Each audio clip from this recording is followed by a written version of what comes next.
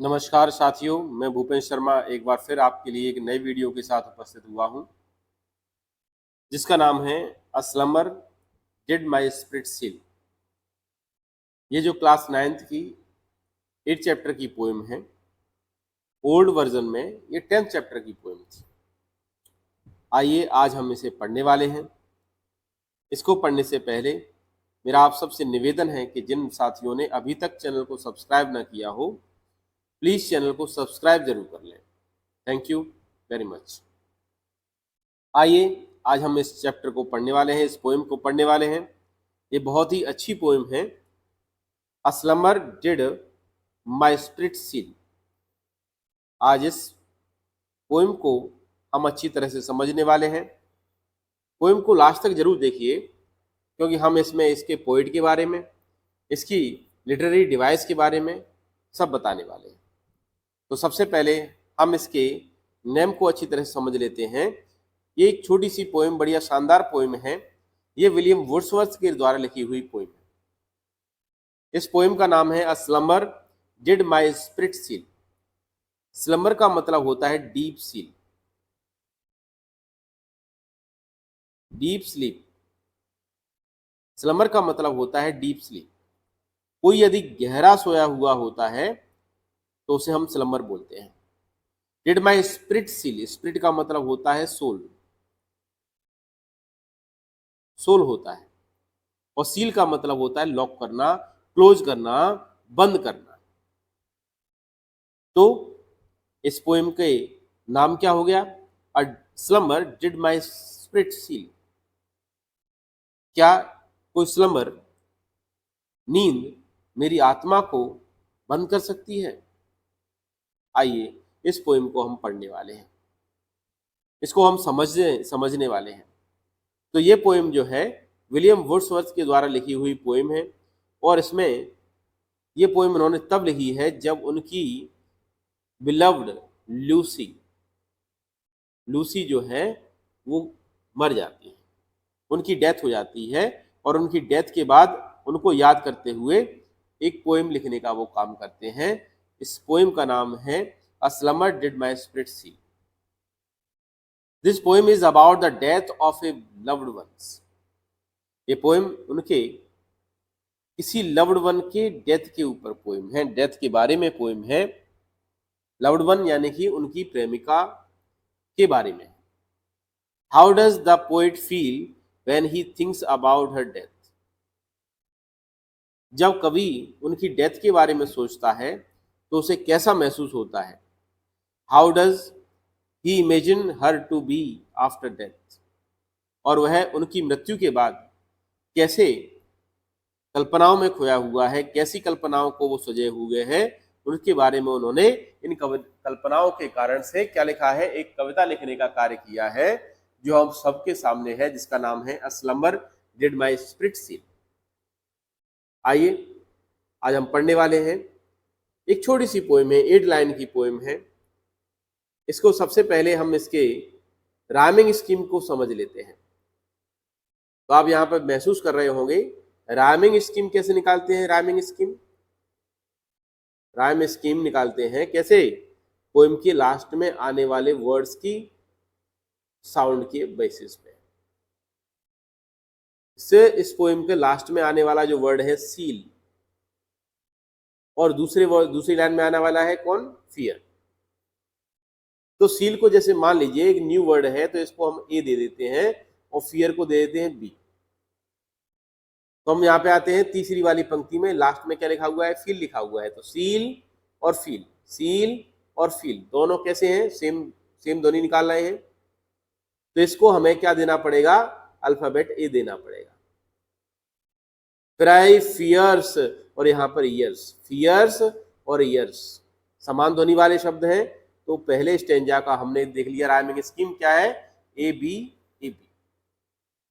दूसरे स्टेंजा में देखो फोर्स, फोर्स जो है ऊपर किसी भी लाइन से क्या है? मैच तो नहीं कर रहा है, तो इसको न्यू वर्ड दे देते हैं सी। इस यहाँ पे देखो सीज, सीज का किसी से मैच तो नहीं हो रहा ना, तो इसको डी दे देते हैं। फिर कोर्स, तो यहाँ पे हम देखो फोर्स और कोर्स दोनों की सेम मीनिंग हो जाती है, तो इसको हम नाम देना पड़ेगा हमें सी। लास्ट में trees, sees trees, sees trees, दोनों की सेम है तो इसको डी देते हैं। तो इसकी राइमिंग स्कीम क्या हो गई, ए बी सी डी। उम्मीद है आप सबको राइमिंग स्कीम समझ में आई होगी। एग्जाम में राइम स्कीम भी पूछ लेते हैं। आइए पोएम को पढ़ रहे हैं। अ slumber did my spirit seal, अ स्लमर ने मेरी स्पिरिट को सील कर दिया है, यानी कि बांध दिया है, मेरी आत्मा को जाम कर दिया है, उसे क्लोज कर दिया है, कहीं पर लॉक कर दिया है। I had no human fears. जब लेखक की बिलव्ड वन की डेथ हो जाती है तो वो कहते हैं कि भाई जो मेरी आत्मा है वो मेरी आत्मा मेरी बिलव्ड वन के साथ ही सो गई है, अब मुझे कुछ भी महसूस नहीं होता। आई हैड नो ह्यूमन की फियर्स। अब मुझे जिस प्रकार से ह्यूमन को फियर होती, किस बात की फियर होती है, जिंदगी में सबको, हर किसी को किसी ना किसी से डर लगता है, लेकिन एक चीज जो कॉमन है इसका सबको डर लगता है, वो है डेथ, वो होती है डेथ। लेकिन अब हमारे लेखक के बिलव्ड वन के चले जाने के बाद, उनकी डेथ हो जाने के बाद वो कहते हैं कि अब उन्हें किसी बात का डर नहीं है, अब उन्हें कोई भी ह्यूमन फियर्स नहीं है। जिस प्रकार से अन्य लोगों को डर लगा रहता है, मरने का डर लगा रहता है, अब मुझे कोई डर नहीं है मृत्यु का। अब मेरी मृत्यु हो जाए तो मुझे कोई फर्क नहीं पड़ता, क्योंकि इस दुनिया से मेरी बिलव्ड वन चली गई। She seemed a things that could not feel। ऐसा प्रतीत होता है कि इन चीजों से उस पर कोई फर्क नहीं पड़ता, उसे अब कोई भी चीज महसूस नहीं होती। The touch of earthly years, उसने जो समय इस पृथ्वी की वर्ष पर गुजारा है, इस पृथ्वी पर जितना भी समय गुजारा है, उस पृथ्वी पर गुजारे हुए समय का उस पर कोई प्रभाव नहीं। क्यों नहीं प्रभाव है? No motions has she now, क्योंकि अब उसकी जो डेड बॉडी है, डेड बॉडी कोई भी मोशन नहीं कर रही है। नो फोर्स, उसके अंदर कोई ताकत नहीं है। सी नाइदर हियर्स नॉर सीज, अब ना तो वह सुन सकती है और ना ही देख सकती है, ना तो वो सुनती है ना देखती है। अब उसमें कोई मोशन नहीं है, कोई हिल्ला डुल्ला नहीं है, कोई उसमें क्रिया नहीं है, कोई डर नहीं है, कोई ताकत नहीं है, कुछ भी नहीं है, अब उसका कोई महसूस नहीं करती। rolled round in the earth disrural course with rocks and stones and the trees। William Wordsworth अपनी पत्नी के बारे में, अपनी बिलव्ड वन के बारे में सोचते हैं, अब उस पर किसी चीज का कोई प्रभाव नहीं है, उस पर जितनी भी अर्थली ईयर्स गुजारे हैं उसका उस पर कोई प्रभाव नहीं है, उसे कोई महसूस नहीं होता, क्योंकि अब ना ही उसमें कोई मोशन बचा हुआ है, ना ही उसके अंदर कोई फोर्स बचा हुआ है, ना ही अब वह सुनती है और ना ही क्या है, देखती है। वह उसी प्रकार से, जिस प्रकार से पृथ्वी घूमती रहती है, उसी प्रकार से अब वो भी क्या कर दिया है, उसको पृथ्वी में दफना दिया गया है। उसको पृथ्वी में क्या कर दिया गया है, दफना दिया गया है। अर्थ ड्यूरनल कोर्सेस, ड्यूरनल का मतलब होता है डेली, डेली का काम। जो पृथ्वी जो है, अर्थ जो है, डेली का कार्य करती है, उसी प्रकार से आज डेली का कार्य करेगी। किसके साथ? लेखक की विलव्ड वन के साथ। आज लेखक की विलव्ड वन को उन्हीं के साथ दफना दिया गया है, पृथ्वी में समा दिया गया है, उसको उन्हीं के साथ दफनाया है। और पृथ्वी जिस प्रकार से रोज का काम करती है, रोज घूमने का काम करती है, अपनी धुरी पे घूमने का कार्य करती है, उसी प्रकार से आज भी घूमेगी। और उसके साथ साथ कौन? हमारे लेखक विलियम वर्ड्सवर्थ की बिलव्ड वन भी घूमेगी। किसके साथ? With rocks and stones and trees. जिस प्रकार से पृथ्वी घूमती है तो उसके साथ साथ कौन घूमता है? पत्थर भी घूमते हैं। उसके साथ कौन कौन घूमते हैं? चट्टाने भी घूमती हैं। उसके साथ कौन कौन घूमता है? पेड़ भी घूमते हैं। उनके साथ वो घूमने का कार्य करेंगे। यहाँ पे देखिए, ड्यूरनल का मतलब होता है डेली। अर्थ ड्यूरनल कोर्स का मतलब है is earthly daily rotation on its axis. अपनी धुरी पर उसके रोज के घूमने के जो कार्य हैं उसको घूमने का कार्य करेगी। अब चलिए हम विलियम वर्ड्सवर्थ के बारे में थोड़ा सा जान लेते हैं। विलियम वर्ड्सवर्थ के बारे में मैं पहले भी वीडियो बना चुका हूं, लेकिन अभी मैं थोड़ा सा उनके बारे में, इसके लिटरेरी डिवाइस के बारे में थोड़ा सा आप सबको समझाना चाहता हूँ, जिससे आपके एग्जाम में सहयोग मिल सके। आइए, William Wordsworth was born in 1770 and died in 1850। He was one of the greatest of English romantic poet. William Wordsworth अपने जमाने के, आज में भी अगर हम इंग्लिश रोमांटिक पोइट की बात करें तो उन सभी महान लेखकों में से एक माने जाते हैं जो इंग्लिश वर्ल्ड में है।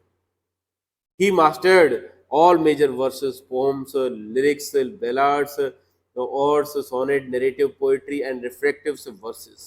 उन्होंने हर प्रकार की पोएट्री में महारत हासिल की है। He is a poet of nature and wrote a language of everyday speech. वे प्रकृति के लेखक हैं, साथ ही साथ उन्होंने प्रतिदिन के भाषाओं के बारे में लिखने का कार्य भी किया है। In his preface to lyrical ballads which he published in his friend Coleridge, he explained that the motive was the bright poetry of the ordinary readers.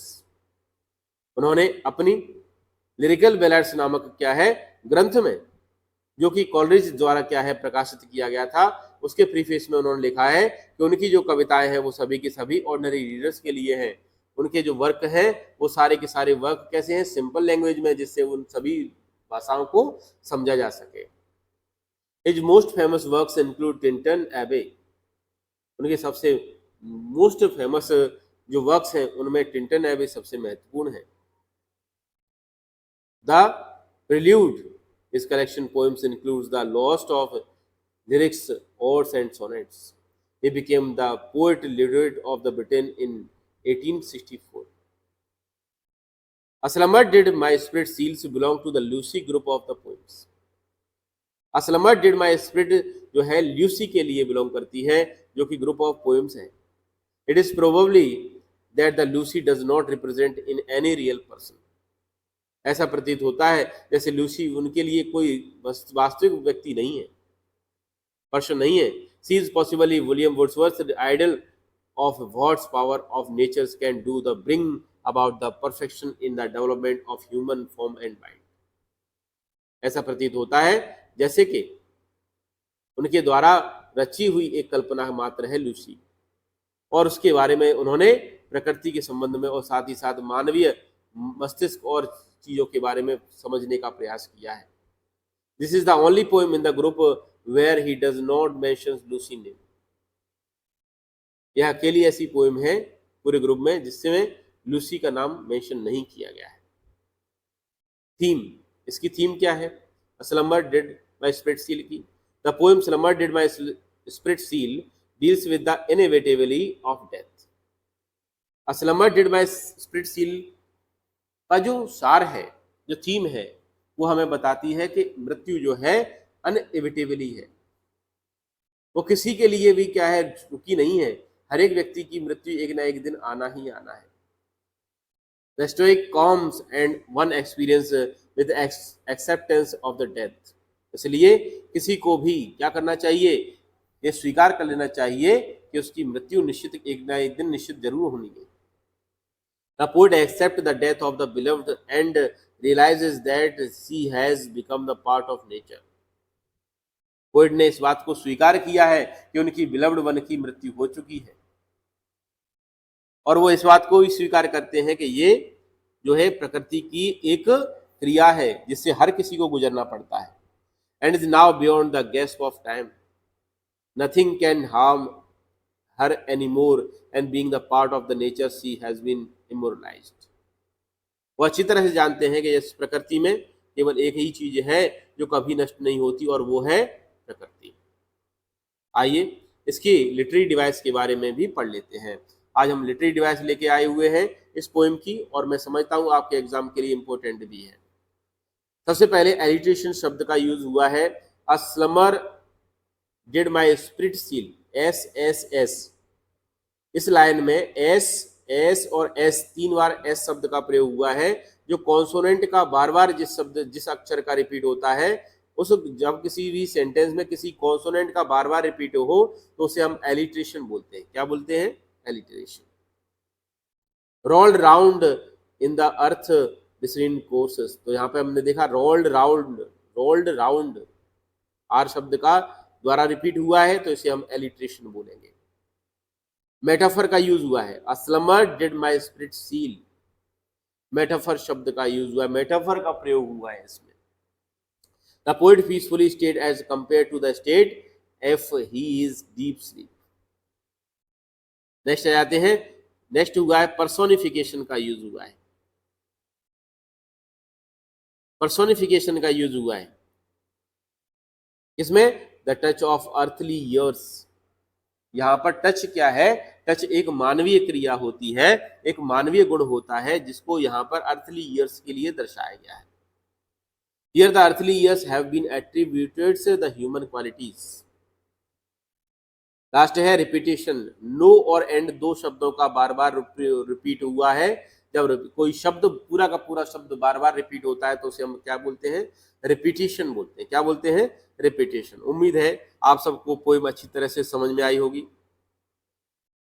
और एक बार फिर मैं आप सबसे कहना चाहता हूं, प्लीज चैनल को लाइक करें, शेयर करें, सब्सक्राइब करें। Thank you.